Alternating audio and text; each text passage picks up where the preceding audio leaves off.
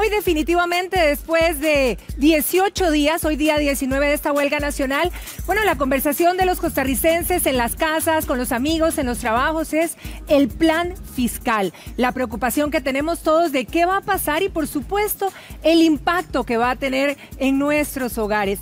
Y justamente hoy quisimos tener de primera mano, pues, al presidente de la República, a don Carlos Alvarado, a quien le damos la bienvenida en nuestra casa. Muchísimas gracias, don Carlos, por estar con nosotros. Muchísimas gracias, Patricia, y a quienes nos ven y a las señoras también que nos acompañan. Será un gusto poder compartir, evacuar dudas, explicar todo lo que trata este plan fiscal, que yo sé que le preocupa a las personas, pero su objetivo es proteger al país, proteger a las personas y proteger a las familias. Y quiero explicar por qué también. Perfecto, don Carlos. Y algo que de repente puedo decir que nos llena de ilusión, ojalá. Ayer, entre gobierno y los sindicalistas, pues en la reunión salieron muy tarde, pero pareció que había humo blanco, que hoy probablemente podría deponerse y decidir parar con la huelga y negociar. Es correcto. Ayer hasta la 1 de la mañana se sostuvo la reunión. Ya hay un acercamiento y estamos muy cercanos a, ojalá hoy, tener un acuerdo que dé fin a la huelga y dé un proceso de diálogo, de conversación para llegar a otros acuerdos, pero también muy importante que el proyecto, como debe ser, está avanzando para ser aprobado. Entonces esas dos cosas son dos buenas noticias que tenemos ahora en el país, y ahora también importante explicar por qué es importante que este proyecto avance. Una de las principales preocupaciones en este caso es que evidentemente el plan fiscal afecte la economía familiar y mucho más de los que menos tienen en nuestro país. ¿Cuál es la realidad al respecto a esto, don Carlos? Bueno, eso se ha dicho mucho. La frase que más se dice es que el plan va a afectar a la gente más humilde, a la gente menos recursos, y que no le va a tomar recursos a la gente que más tiene o a las empresas grandes. Eso no es así. Eso es muy fácil decirlo, pero eso no es así. De hecho, de la recaudación que tiene el plan, de todo el dinero que obtiene para financiar al gobierno, el 80%, es decir, de cada 1,000 colones que recoge el plan, esos 800 colones los toma de los sectores más pudientes, del 20% de la población que más genera. Entonces, ¿eso qué hace?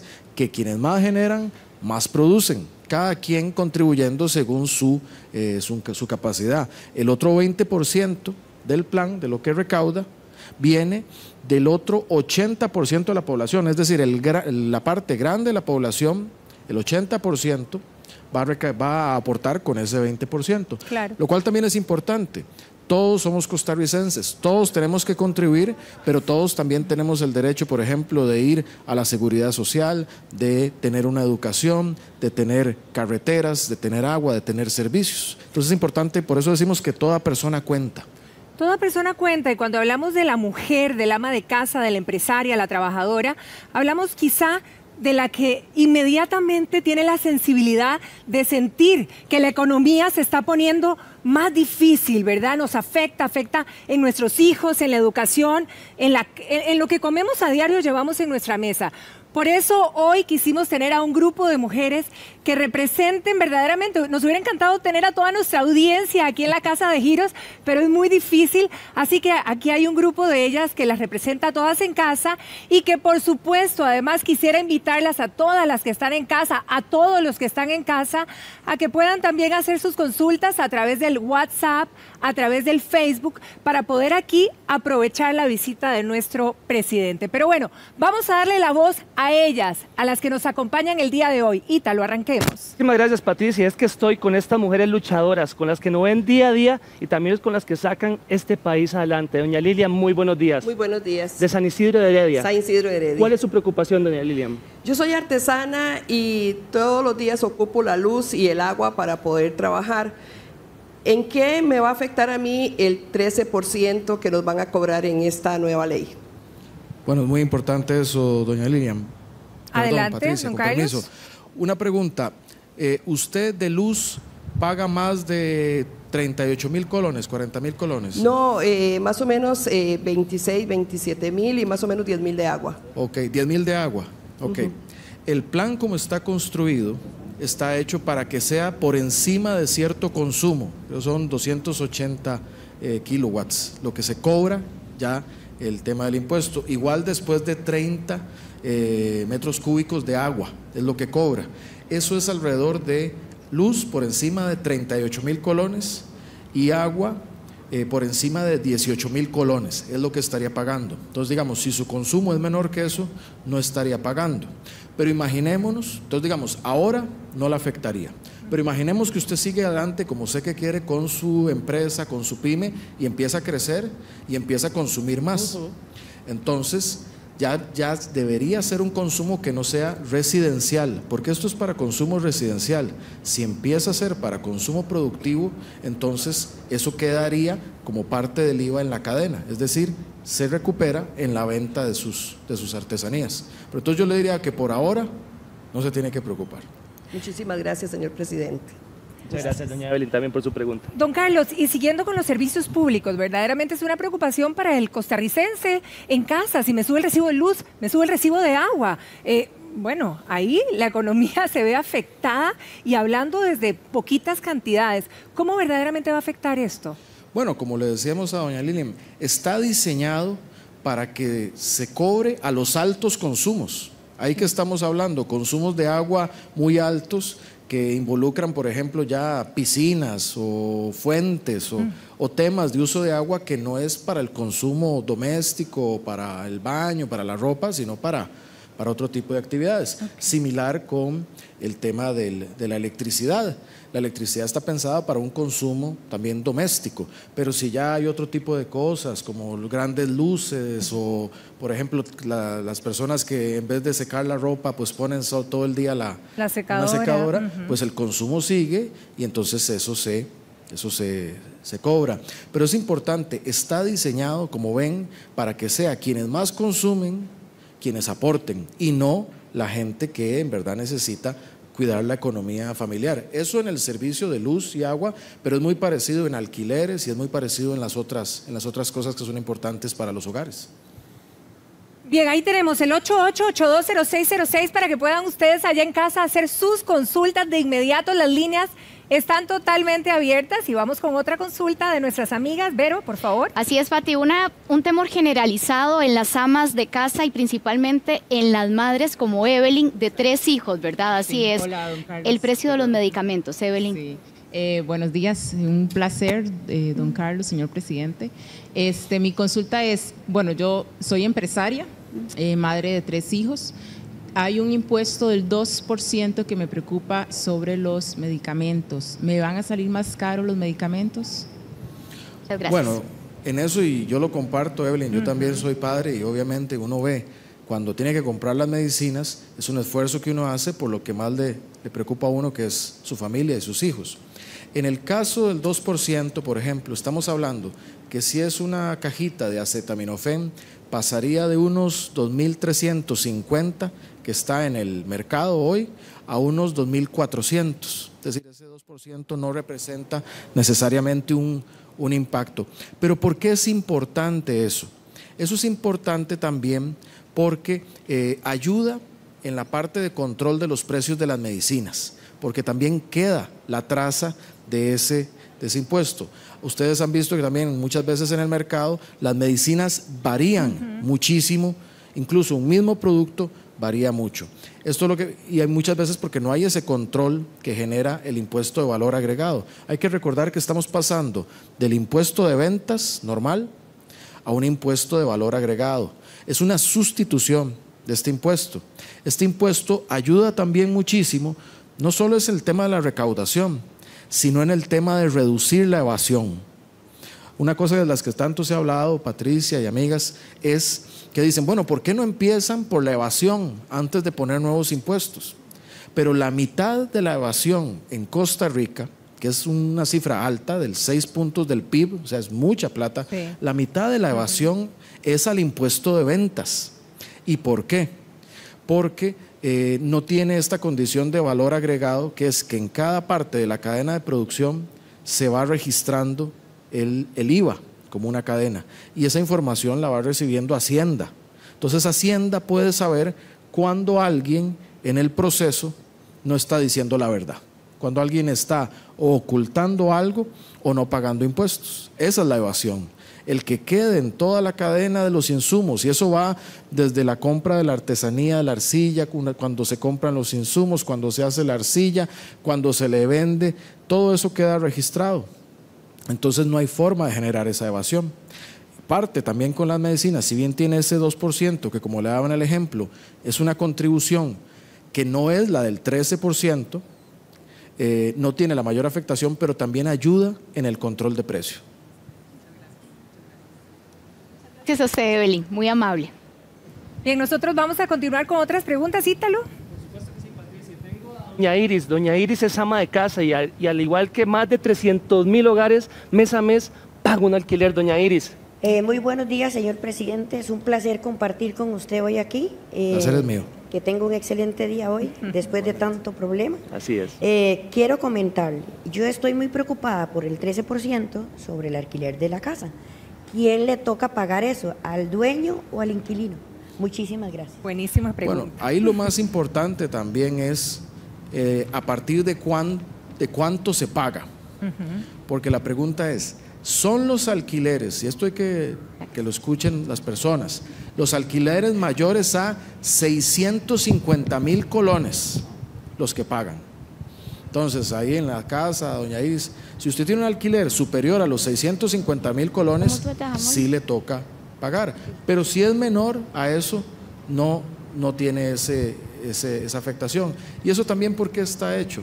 Eso está hecho pensando, de hecho eso es el 1% de los alquileres que hay en el país. Es decir, uno de cada 100 alquileres paga más de 650.000 colones, es la gran minoría. Ahora, es un monto muy alto, 650.000 es un monto muy alto. Sí. ¿Quién puede pagar 650.000? Alguien pues que tiene bastante capacidad para hacerlo.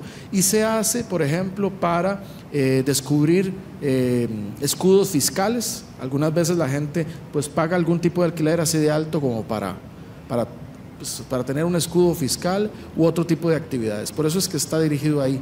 Pero si su alquiler, doña Iris, está por debajo de los 650, no tiene por qué tener una preocupación. Muchas gracias y que tenga un excelente día. Totalmente claro, doña Iris. Listo. Que Dios me la bendiga. Muchísimas gracias por venir también. Seguimos. Bien, nos están consultando ya a través de Facebook y una de las preguntas de nuestras televidentes es que si en el plan fiscal, ¿verdad?, que se tiene planeado, se prevé o habría un descenso, una baja en la cantidad de las becas que hay hoy por hoy en escuelas y colegios, don Carlos. Eso es muy importante y ahí estamos hablando de las becas, por ejemplo, de Avancemos, de FONAVE, las becas para la educación tanto de primaria como de secundaria. No, el plan no prevé que se vaya a hacer una reducción a esas becas. Más bien, el hecho de que haya un plan fiscal lo que busca es defender la política social. Yo les quería dar un ejemplo y yo creo que si hay alguien que me entiende a mí como presidente en el problema que tenemos son las jefas de hogar. Sí, claro. Les voy a poner un ejemplo. Imagínense que en sus hogares tienen un ingreso de 1.000 colones, para ponerlo redondo, 1.000 colones, pero tienen gastos por 1.800 colones todos los meses. Entonces el primer mes uno le entran los 1.000 colones, paga lo que puede pagar y a los otros 800 o pasa la tarjeta o tiene que endeudarse un préstamo y cerró el mes, pero quedó debiendo 800 más los intereses de esos 800 y llega el segundo mes y otra vez a usted le entran 1.000 pesos y tiene que gastar 1.800. Entonces usted da los 1.000 pesos y se vuelve a endeudar por 800. Entonces ya su deuda no es solo de 800, ya su deuda va en 1.600 más intereses. Y esa misma situación que uno puede pensar en un hogar es la situación que hoy tiene Costa Rica, pero no de meses, de años. Y así nos hemos ido endeudando. Ahora, ustedes mismas saben, como jefas de hogar, qué es lo que nos toca hacer cuando uno está así. ¿Qué es lo que toca hacer? Buscar más plata, buscar generar más plata, tener más ingresos, y eso es lo que estamos buscando con el plan, ya no tener solo 1.000 colones, sino tener 1.200, 1.300 para reducir esa brecha, bajar el gasto, bajar el gasto. Entonces uno empieza quitando aquello que no necesita, bajar el gasto sin tocar la educación, que es tan importante, sin tocar la salud, que es tan importante, sin tocar las carreteras, pero bajar el gasto y hacer que todo rinda más, hacer las cosas más eficientes. Eso que las personas hoy en día viven en sus hogares, porque se vive así, yo lo sé, y por eso queremos una economía sana con empleo, también para ayudarle a las familias, pero eso que viven en los hogares es lo que vive Costa Rica. Esta es la importancia del plan. ¿Y por qué es importante para los programas sociales? Como decía, ya estamos llegando a un punto que tenemos una gran deuda acumulada. Acumulamos muchos meses de pedir prestado 800 colones. Y ya llegamos al punto en que nos dicen... Ya no más. No hay más crédito. Y cuando hay, exacto, y cuando hay una gran deuda, ¿qué le dicen a uno? Bueno, no más. Su casa, tiene que darme su casa, tiene que darme su carro, o usted tiene que sacar al chiquito de la escuela. Sí. Los programas sociales, las becas. Y uno dice, no, jamás. Por eso no quiere llegar uno ahí. O dice, bueno, tiene que dejar de pagar salario, le vamos a embargar el salario. Y uno dice, no, ¿cómo le vamos a dejar de pagar a los funcionarios públicos? No podemos. O uno le deja pagar a quien le debe. Y dice, nos van a llevar a los tribunales. Pero lo más grave aquí también es quiénes son los que tienen la deuda de Costa Rica. La Caja, una institución como la Caja Pública, es uno de los grandes deudores, o sea, a quien tiene plata del gobierno. Las pensiones, los fondos de pensiones. Entonces si uno dijera, no paguemos la deuda como país, digamos que uno dice, no vamos a pagar la deuda, a la deuda no se la estamos pagando ni a las pensiones, ni a la Caja, ni a los bancos públicos, entonces igual nosotros mismos nos estaríamos haciendo un daño. Por eso cuando yo digo que hay que avanzar con el plan fiscal para protegernos, es literalmente eso, para proteger a nuestras familias de que no lleguemos a esa situación y que como país sigamos teniendo servicios públicos y que tenemos que hacer los mejores, yo estoy de acuerdo, que sigamos teniendo la política social, que no tiene que darse para alcahueterías, pero tiene que ayudarle a la gente a salir adelante y podamos tener una estabilidad económica. Costa Rica está creciendo, a diferencia de otros países de la región, está creciendo, tiene una democracia con credibilidad, tiene muchas posibilidades de salir adelante. Ustedes están viendo tantos jóvenes ahora que hacen el bachillerato, gente tan talentosa que sabe robótica, inglés, que puede hacer tantas cosas maravillosas. Eso es lo que es capaz Costa Rica. Pues bien, para eso es este plan, para tener la casa sólida, firme y salir adelante. Y para seguir ampliando y evacuando las dudas, don Carlos, porque precisamente doña Giovanna está asustada, nos escribe en el Facebook, ella es una emprendedora, tiene un negocio que gasta muchísima energía, mucha luz, y está aterrada porque tras que la situación está complicada actualmente económicamente y además que le suba la luz, dice, ¿qué voy a hacer?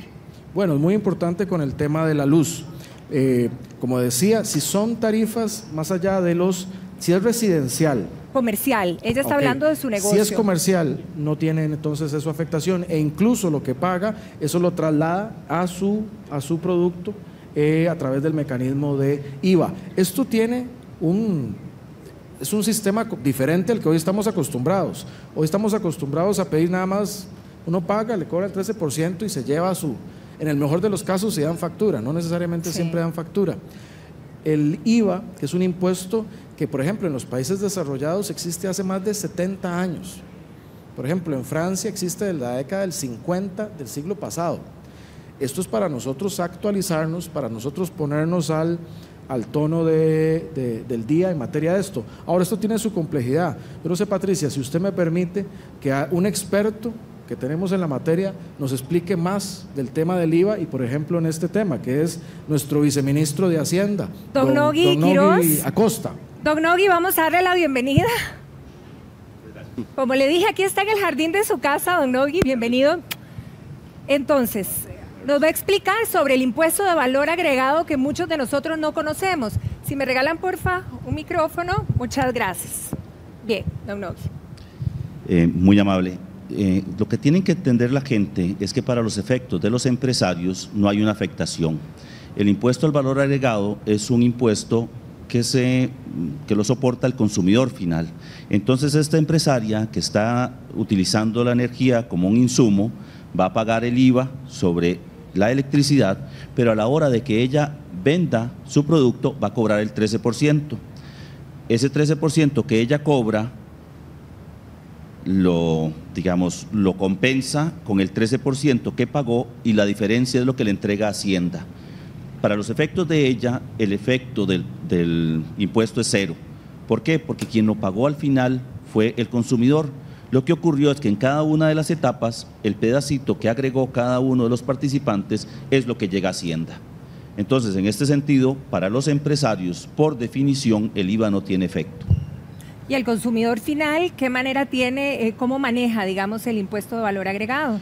Precisamente la idea de la contribución y la idea de poder allegar recursos es que vayamos gravando el consumo de las personas. En ese sentido, el IVA es un impuesto generalizado con tarifas reducidas para solventar algunas particularidades. Por eso, canasta básica tiene el 1, medicamentos tiene el 2, servicios médicos tiene el 4, pero se devuelve. Entonces, lo que estamos tratando, como bien dijo el señor presidente, es de capturar las rentas de cada una de las etapas productivas. ¿Tiene un efecto? Sí tiene un efecto, pero ya hoy pagamos IVA sobre muchas de las actividades que tenemos. Cuando vamos a un restaurante pagamos el 13%, cuando vamos a algún servicio en particular prestado en, no sé, los talleres y otras cuando actividades. Compramos, sí, el famoso impuesto de ventas, digamos que pagamos regularmente. Claro, y lo que estamos haciendo hoy, como bien dijo don Carlos, es sustituyéndolo. El impuesto que hoy tiene, digamos que soporta ventas, no soportaría un impuesto adicional, sino que se sustituye y pasaría a ser el IVA. Y hay algo muy importante de lo que decía don Nogui, esto de que cada pedacito que recauda Hacienda en el proceso. Eso tiene dos beneficios. Uno, obviamente, es la contribución que le entra a Hacienda, pero dos, es la información, es el conocimiento de esa cadena. Eso ayuda al control de los precios. ¿Por qué? Porque hoy no hay necesariamente conocimiento de qué pasa en medio de esa cadena. Entonces, de una parte de un insumo hacia otro, alguien le puede subir, puede cobrar más caro, entonces eso tiene un impacto en los precios finales del consumidor. El que haya una claridad en cómo se va construyendo eso, hace más transparente el proceso y también reduce un potencial sobreprecio que se le lleve a los consumidores. Eso es importante, además de que mejora la recaudación.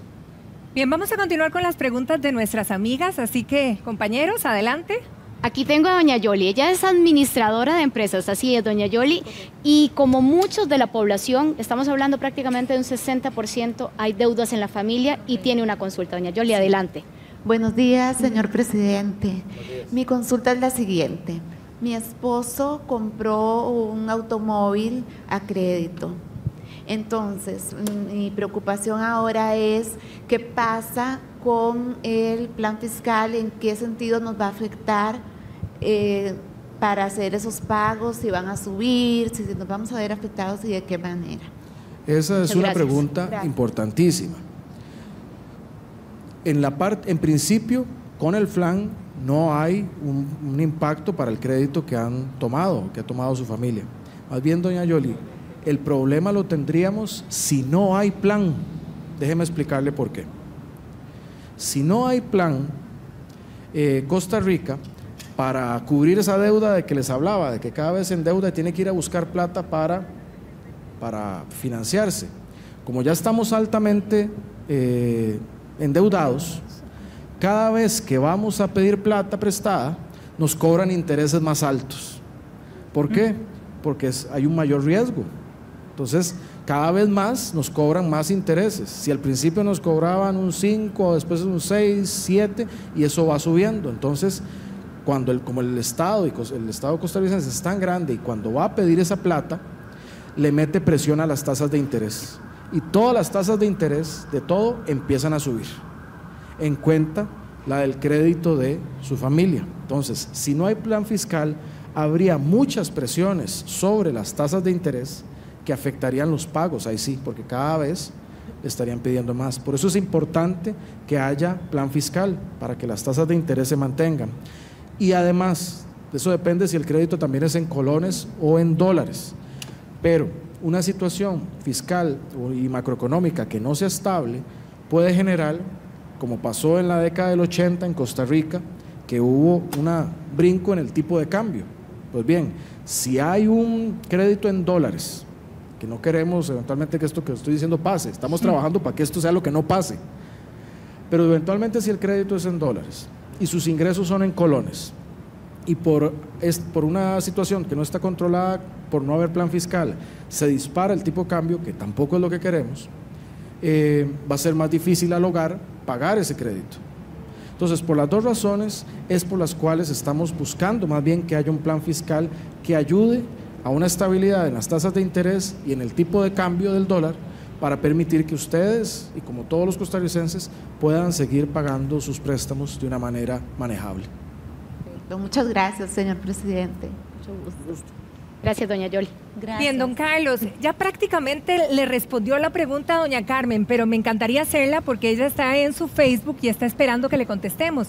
Y justamente es por algo similar, habla de créditos. Ella tenía un préstamo para su casita, paga 75,000 colones al mes y es bastante para los ingresos que ella tiene. Y justamente su preocupación es eso, ¿verdad? ¿Qué va a pasar en estos días con los 75,000? Porque si suben, verdaderamente me afectaría tremendamente porque apenas le alcanzan. Bueno, como le decíamos a doña Yoli y ahora a doña Carmen, por eso es importante, y yo lo dije en la cadena que di hace un par de días, por eso es importante aprobar esto pronto. Y yo dije, ojalá ya en octubre iniciando. ¿Por qué? Porque eso traslada confianza. Traslada confianza a los actores del mercado, traslada confianza a los bancos, traslada confianza a la ciudadanía de que, ok, esto ya se aprobó y las cosas van a seguir un camino de que si bien, sí, todos vamos a tener que aportar un poquito más y quienes más tienen aportar más, ¿qué ganamos? ¿Qué es tan importante? Tranquilidad, estabilidad. Y eso es una base muy firme, por ejemplo, para iniciar nuevos negocios, para sacar nuevos créditos, para que venga inversión de otros países. Si uno dice, no, este es el momento, yo quiero iniciar y como la economía va a estar bien y sólida, vamos a hacerlo ahora. Ahora vivimos un momento ciertamente de que la gente está a la expectativa, la gente está a la expectativa. Pues bien, nosotros por eso es que yo he insistido en que tenemos que avanzar con el plan. ¿Para qué? Una vez logrado eso, como está avanzando en la Asamblea Legislativa, una vez logrado eso, vamos a tener más bien un periodo de estabilidad. Va a ser duro, es también amarrarse la faja, pero como les decía en el ejemplo de antes del hogar, cuando uno tiene más gastos que ingresos, uno tiene que tomar acciones o incrementar sus gastos y incrementar sus ingresos y bajar sus gastos. Eso es lo que está haciendo hoy Costa Rica.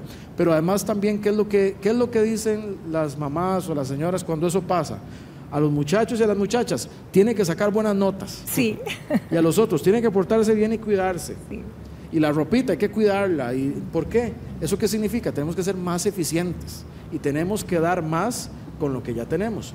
Esa es otra tarea que nos toca a nosotros como gobierno, entonces, hacer que las cosas sean más ágiles, más eficientes, menos filas, menos huecos, mejor trato en los lugares en que atienden, más trato digitalizado para que sea más rápido los trámites. Eso es la parte de nosotros que nos toca también dar como parte de esto.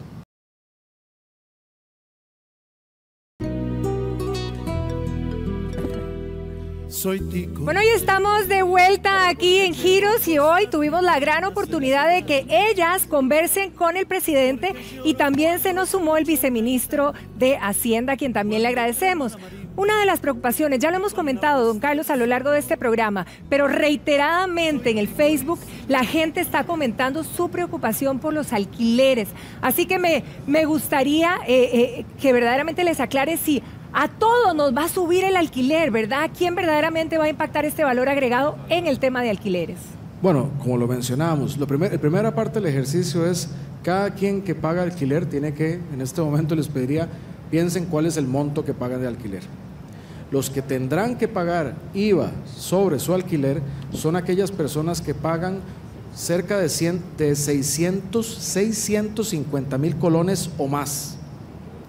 Si alguien paga alquileres menores de 650,000 llámese 80,000, 100,000, 200,000, 300,000, 400,000, no tienen que pagar. Es solo si son montos superiores a los 650,000. Eso lo tiene que pagar, ese IVA lo pagaría quien alquila, eso lo tiene que pagar. Pero para las demás personas no hay cambio, y eso estamos hablando de la gran mayoría, de cada 100 personas, 99 no tendrían que pagar, y la que tendría que pagar es la que tiene ese alquiler de bastante dinero, que son 650,000. Eso obviamente para todas las personas que nos ven y que han consultado en Facebook. Bien, muchísimas gracias, don Carlos, y continuamos con las preguntas de nuestras amigas aquí en Casa Ítalo. Así es, Patricia. Don Carlos, le presento a doña Rosa. Doña Rosa ha viajado por todo el mundo gracias a su talento. Ella vive la cultura, pero también está preocupada. Doña Rosa, muy buenos días. Buenos días, señor presidente. Muchas gracias por la oportunidad de estar aquí con usted. Mi preocupación son muchas, pero mi principal preocupación es que mis hijos utilizan el carro para trabajar, para jalar la verdura, para muchas cosas, ¿verdad? El mecánico les dijo que ahora va a salir más caro, ¿verdad? Lo que son los repuestos, el arreglo, todo eso. ¿Cómo funciona? Muchas gracias, doña Rosa. Y yo también tengo muchas preocupaciones, pero hoy la más importante es esta. Igual que cuando se está en un hogar hay muchas cosas que preocupan, pues uno se enfoca en la que es más apremiante, y esta soy la más apremiante. En particular con el tema de servicios mecánicos, repuestos, eso no tiene un cambio. ¿Por qué? Porque ya hoy lo que son los repuestos pagan el 13% del impuesto de ventas. Es decir, lo que pasa de ahí es pasar el impuesto de ventas al IVA y seguir pagando lo que ya se paga en ese 13%. No es que va a haber un cambio, una afectación mayor en esos costos, porque eso ya lo paga. Es decir, no hay un impacto. Ahora, también es que eso, como otras cosas, otras cosillas, es lo que quienes no quieren que esto avance dicen, es que señora, usted le van a impactar en su alquiler, y en la luz, y en el agua, y en los repuestos. Entonces la gente dice, no, Dios guarde, esto es muy... Y el préstamo se me va a hacer muchísimo más caro, y obviamente la gente se asusta. Y para peores si le dicen, y esto lo va a pagar la gente más humilde, no los más. Entonces la gente no solo se asusta, sino que se cabrea. Pero no es así, no es así. Es como lo hemos estado conversando. Entonces, para el tema de repuestos no habría un cambio a lo que ya hay hoy, como no lo habría para alquileres de estos menores montos, como no lo habría en la parte residencial, ni para la luz o el agua de consumos. Tiene que ser un consumo superior en la luz de 38,000 colones, en el agua de cerca de 18,000 colones, y eso ya son consumos, los consumos muy grandes. Don Carlos, ella es el orgullo Santana. El orgullo Vecina Santana. suya, don Carlos. Dirigente gracias, artesano de todo el país también. Gusto, para servirle. Gracias. Verónica, pues seguimos con más preguntas porque hay montones, ¿verdad? Más consultas, y hablando de mujeres emprendedoras, mujeres que salen adelante. Paola es chef. Pao, buenos días. Buenos hecho, días. siempre nos colabora acá en nuestro programa y tiene una consulta. Paola, ¿cuál sería? Buenos días, señor presidente. Mi consulta es más que todo para reforzar un poco. Yo como chef, a la hora de comprar mis insumos, lo hago en la parte de la agropecuaria, en la Feria del Agricultor, para también colaborar con ellos. ¿Cómo me va a afectar, digamos, esta parte de la compra de los insumos para mantener los precios, para que tampoco vaya a afectar a mis clientes a la hora de yo tener mi producción hacia ellos? Gracias, Muchas Paola. gracias, Paola, y también muchas gracias por compartir la experiencia. Es importantísimo que haya mujeres que tengan estos emprendimientos y asuman ese liderazgo, porque también así es como la economía va para adelante, así es como todos sumamos. Si se compran los insumos al sector agropecuario en la Feria de Agricultor, significaría que lo que sería tu parte correspondería a lo que ellos tengan que pagar en su propia producción. ¿Qué es lo que ellos tienen que pagar? Hay que ver que a partir del diálogo y el acuerdo que se llegó con los agricultores lo que tendrían que estar pagando en materia de IVA es el 1% también, solo el 1% en sus insumos. Entonces ese es el incremento que eventualmente se tendría, pero no se prevé que haya una afectación grande para ese tipo de productos que estarías comprando en la feria para para todo lo que tenga que ver con tu producción de chef o otras cosas. Es decir, no habría una afectación que tenga tu negocio en esa materia. Doña Gracias, Maritza, don Carlos, doña Maritza nos escribe desde Punta Arenas. Ella es operaria y gana como 295,000 colones aproximadamente al mes, y ella teme que la subida de los impuestos del valor agregado le afecten en ese salario que apenas también le alcanza. ¿Cómo más o menos ella puede imaginarse el impacto en su hogar? Bueno, para responderle a doña Maritza, en Punta Arenas, varias cosas muy importantes. Si tenemos el IVA en la canasta básica, que es una de las preocupaciones de las personas, el IVA en la canasta básica es del 1%. ¿Y por qué este 1%? Por lo que nos explicaba también don Nogui, que es para permitir no solo la trazabilidad, para bajar la evasión y también para tener una recaudación. Pero imaginemos un diario de un hogar que cueste unos 50,000 colones, teniendo ahí el arroz, los frijoles, lo básico. Un diario de 50,000 colones con el IVA, lo que tendría es este incremento de 500 colones, que para familias pues puede ser, es importante, claro, pero no es este aumento que es, digámosle, abusivo, y a la vez sirve no solo para que todos contribuyamos, porque todos tenemos que contribuir, sino también para el tema que hablábamos de bajar la evasión. Por eso es importante ahí.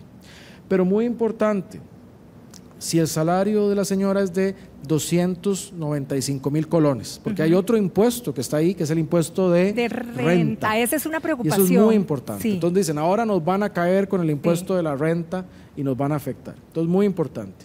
Igual a las personas que nos ven y a todas, a todos. Piensen en cuál es su salario. Y les decimos, si su salario es menor a los 800,000 colones, como es el caso de este 295, si su salario es menor a los 800,000 colones, no pagan renta, es decir, no se ven afectados. Salarios superiores a los 800,000 colones ya hoy pagan renta. ¿Dónde está el cambio en la renta? Aquellos salarios superiores a los 2.300.000 colones, que ya es bastante, van a pasar de pagar un 15 a un 20. Salarios superiores a los 2.300.000 colones.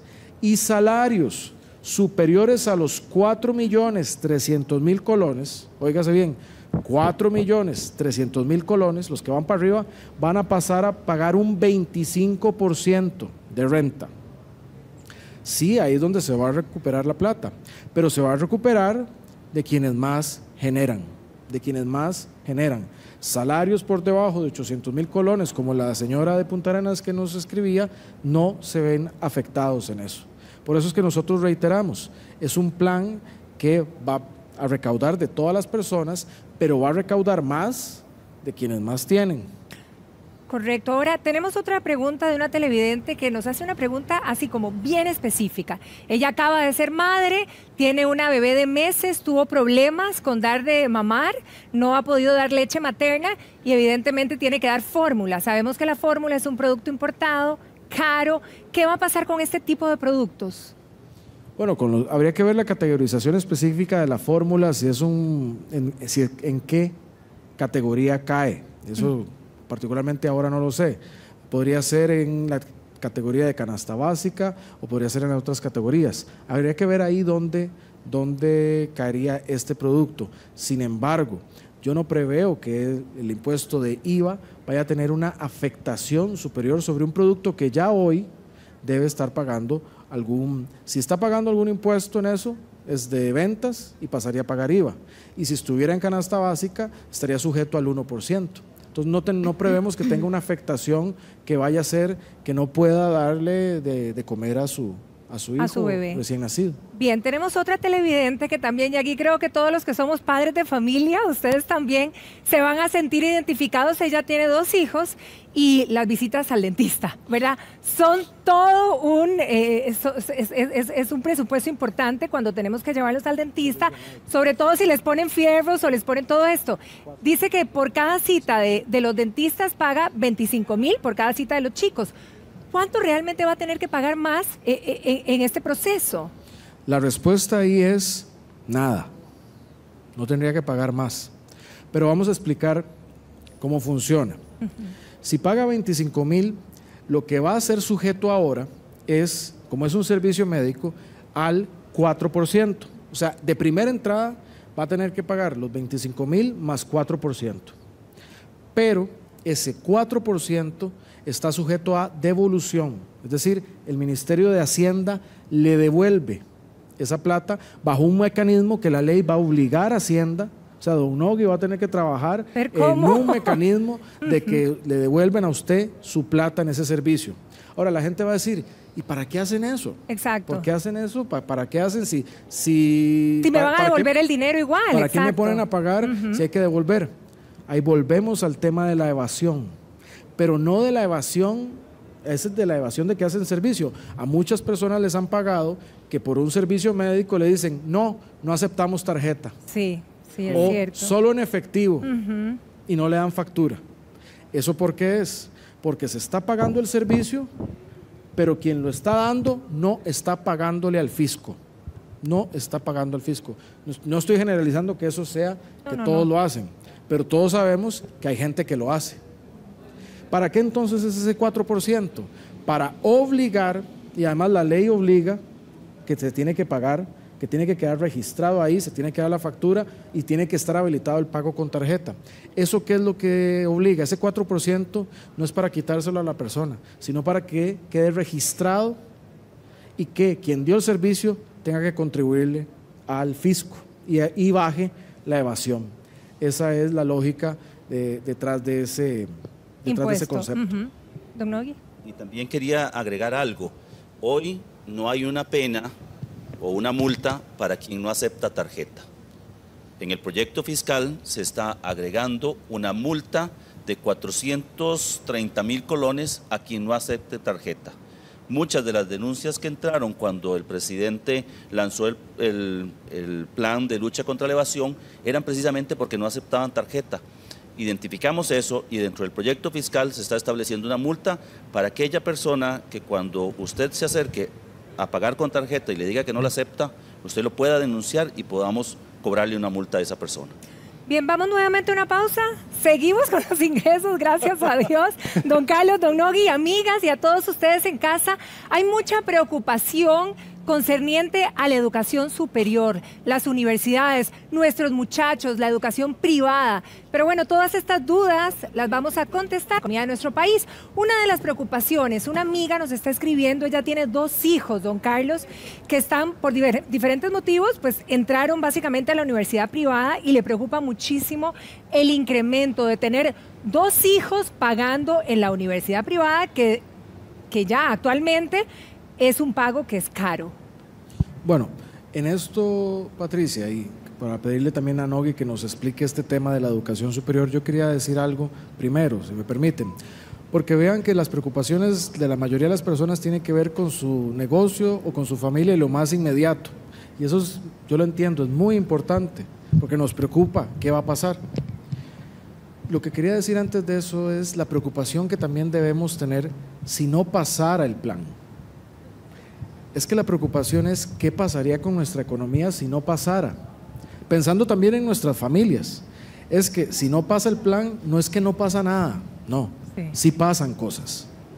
En el nivel de endeudamiento que tenemos ahora, si no resolvemos lo del plan, puede haber afectaciones importantes en la inflación, el tipo de cambio, el desempleo, la pobreza, los programas sociales, el pago de la planilla pública. Y eso, quienes vivieron al inicio de los 80 en Costa Rica, saben lo que es, saben las consecuencias que tiene. Las personas mayores de 55 años recuerdan lo que era ir a hacer fila a los estancos del CNP porque había racionamiento, sabía que la gente, muchas perdieron sus préstamos o casas, empleo, gente que salió del sistema educativo. ¿Por qué? Porque una situación así nos impactó. Y tuvo ese impacto para nuestras familias. Entonces es importante entender que no tener plan afecta a nuestros planes, no es que no pasa nada. Ahora, tener el plan tiene este tipo de consecuencias que es de lo que estamos conversando, muchas que no afectan a las familias, otras que las hacen pagar un poco más.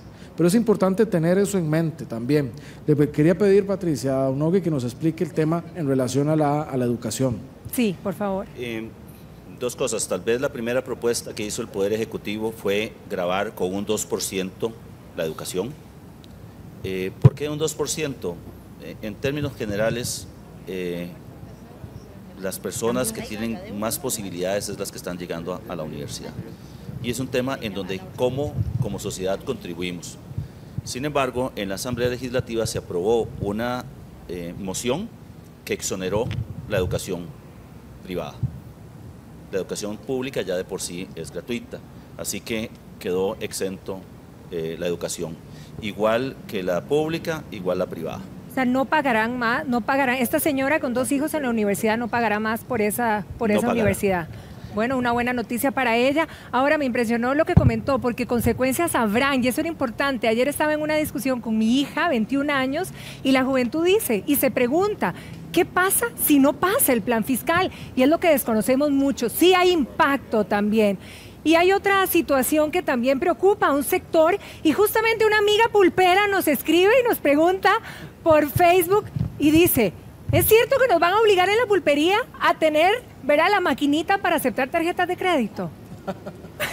Y está válida su pregunta, porque nunca han tenido afinidad con este método de cobro, ¿verdad? Bueno, y es importante la pregunta, además porque muchas de las pulperías son los centros donde la comunidad pues van y hacen su compra más inmediata, pero también hay como puntos donde se generan no solo el comercio, sino la recaudación. Y es muy importante. Ahí hay que ver las especificidades de los comercios, porque depende también de los tamaños. Están los comercios grandes, como los supermercados grandes, o los expendios pequeños, igual que las pymes o las empresas grandes. Hacienda para eso tiene regímenes distintos. Hay algunos regímenes que son, por ejemplo, como lo hablábamos en el corte con las señoras, para las que tienen sus pequeñas empresas, regímenes simplificados. Es decir, no hay un mismo tratamiento para una gran empresa que tiene que tener un gran automercado o supermercado, tiene que tener cada uno sus datáfonos o sus máquinas para las tarjetas, que un pequeño comercial o una pequeña pulpería en este sentido. Bien, contestada la pregunta de nuestra amiga allá en casa, otra de las preocupaciones, y se ha hablado muchísimo, ¿verdad? Y aquí hemos hablado mucho de cómo captar mayores ingresos. Cuando usted hacía el ejemplo de los 1.000 colones y gasto 1.800, hay que captar más ingresos, pero también el recorte es importante. Y lo que mucho se ha hablado, ¿verdad? En todo nuestro país, en las casas, en las familias, es, bueno, ¿qué va a pasar con las pensiones de lujo? Que también es un gasto enorme. Y sumado a esto, cuando también, a pesar de que todos no manejamos claramente los salarios del sector público, se hablan de que hay personas que ganan 8 millones de colones y no es nuestra realidad. Bueno, ahí hay muchos temas y agradezco también, Patricia, la oportunidad para hablar de ellos. Pensiones de lujo. Es un tema que molesta al país. ¿Por qué? Porque son pensiones, muchas para las cuales la gente no contribuyó, y superan los 4, 5, 6, 7, 8, 9 millones de colones al mes y las pagamos todas y todos. Desde hace 4 años se ha venido en un trabajo muy fuerte de recorte y reducción de las pensiones de lujo. En la administración anterior se pasaron 5 leyes que redujeron las pensiones de lujo. Cuando yo fui ministro de Trabajo, me correspondió hacer en un año un recorte de 21.000 millones de colones en reducción de pensiones de lujo. También en esta administración estamos llevando los últimos casos que quedaban a la Procuraduría para hacer las reducciones de las pensiones de lujo. Pero muy importante, la pensión de lujo no es algo que el presidente pueda reducir con un decreto. Yo no puedo hacer un decreto y decir se bajan. ¿Por qué? Porque hay leyes que determinan eso.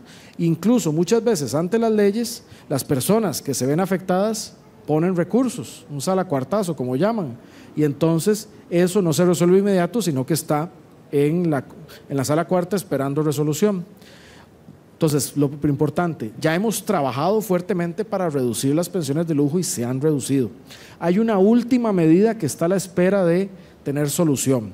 En el año 2014, Víctor Morales Mora, el actual jefe de fracción oficialista del PAC, cuando era ministro de Trabajo, amparado en una ley, le puso tope a las pensiones de lujo usando la ley, y eso los dejaba todas en cerca de 2.700.000, es su tope. Él hizo esto en el 2014. Inmediatamente que lo hizo, mucha gente afectada le metió salacuartazos. Y eso no se ha resuelto. Tiene 4 años de que no se ha resuelto. Siendo yo candidato y ahora como presidente, le hemos pedido a la Sala Cuarta que resuelva, que Costa Rica ya merece saber qué va a pasar con eso. Y la Sala Cuarta informó recientemente que entre septiembre y octubre va a definir esos recursos. Y yo espero, porque esa es mi posición, que los defina poniéndole tope a las pensiones de lujo. ¿Para qué?